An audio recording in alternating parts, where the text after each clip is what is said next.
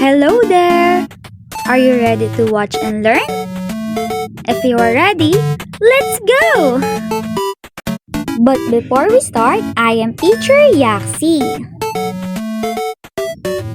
Now, let us learn how to make types of weather: sunny, rainy, windy, cloudy, diorama.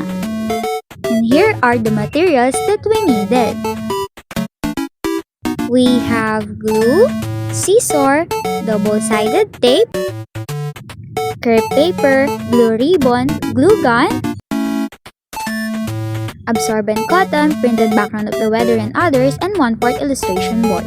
And now, let's proceed on making diorama.